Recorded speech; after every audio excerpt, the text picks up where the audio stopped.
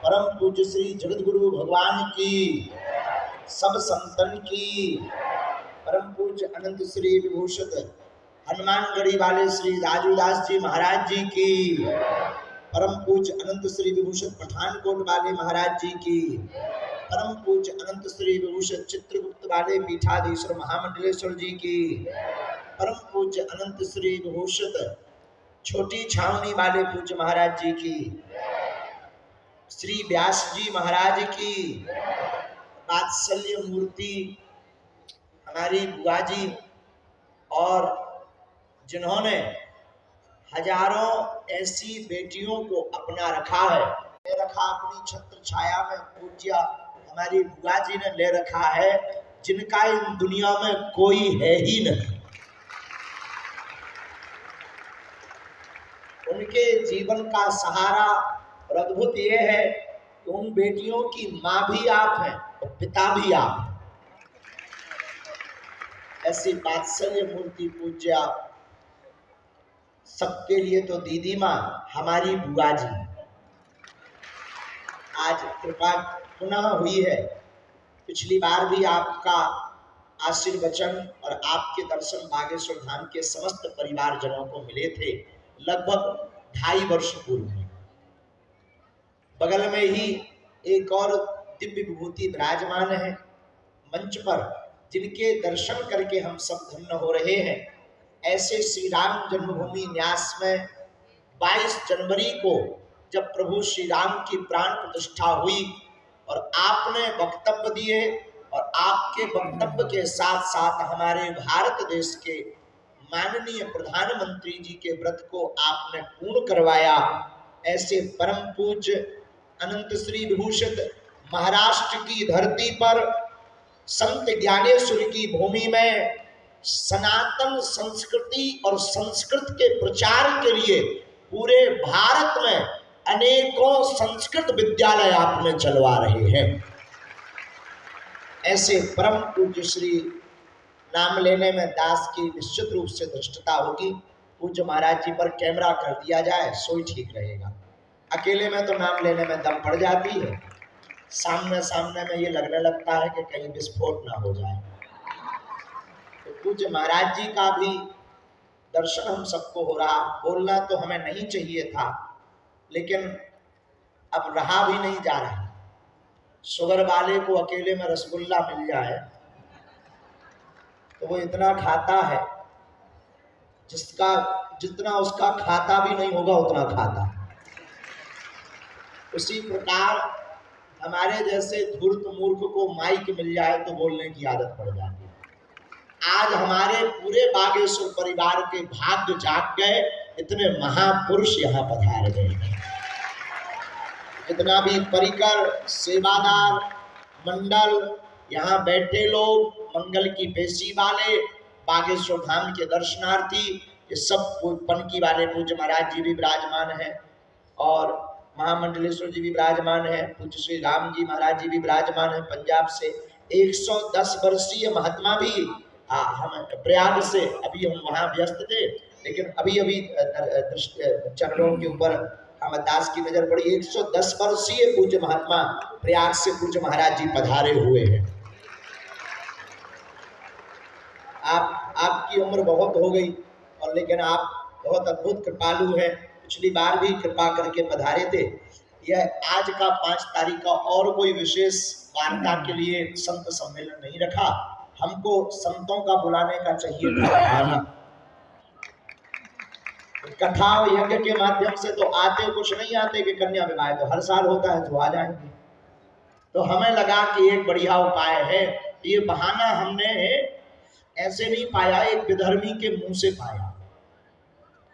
एक विधर्मी ने कहा कि राम मंदिर बन गया तो क्या देश का भला होगा। अब पंडित पुजारी मजे उड़ाएंगे, दान पेटी में चढ़ावा आएगा, पंडित पुजारी उसके मजे उड़ाएंगे, संतों के तो मजे। और कृष्ण जन्मभूमि के लिए भी आप बात भी करो तो काय के लिए। तो विचित्र बात हमको सुनकर के ठेस पहुंची, तो हमने उसको बड़ी विनम्रता पूर्वक कहा कि पंडित पुजारी के लिए दान पेटियां नहीं है, भारत के विकास के लिए और सनातन के वर्चस्व को बनाने के लिए है। राम मंदिर में न्यास है, वहां पंडे पुजारी तो केवल ठाकुर जी की सेवा कर रहे हैं, रघुनाथ जी की, उसका एक विधिवत न्यास है, ट्रस्ट है।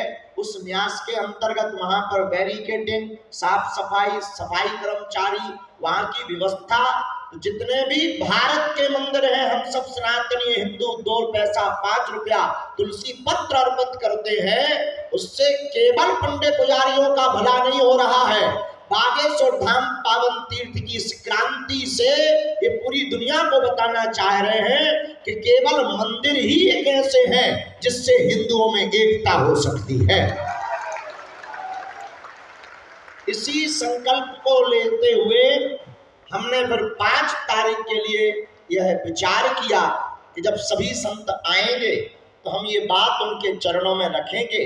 संत बड़े दयालु होते हैं, बड़े कृपालु होते हैं, और हमारे तो प्राण भी संत हैं, और हमारा तो जीवन में श्वास और हमारे जीवन में जो कुछ भी है इन संतों के चरणों के ही प्रताप के कारण है। बहुत लोग अकेले में हमें मिलते, वो कहते आपके चमत्कार का राज क्या है। वो हमसे पूछते हैं आपके सिद्धि का चमत्कार का राज क्या है। हम सच बतावें, हमारे चमत्कार का इतना सा राज है, जो अब ये पधारते हैं, हम जब दंडवत प्रणाम करते हैं, जब ये मुस्कुराकर आशीर्वाद दे देते हैं, यही हमारे चमत्कार का राज है, और दूसरा कोई राज नहीं है।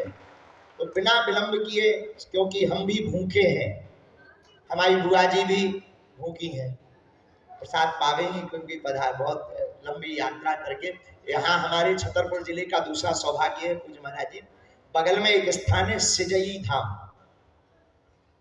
बुआ जी के गुरु जी, उनका भी नाम लेने में दास की धृष्टता। पूज्य महाराज जी यहीं विराजमान रहते कई दिनों तक। खूब गौ सेवा होती है, खूब गौ सेवा होती है, जंगल में है।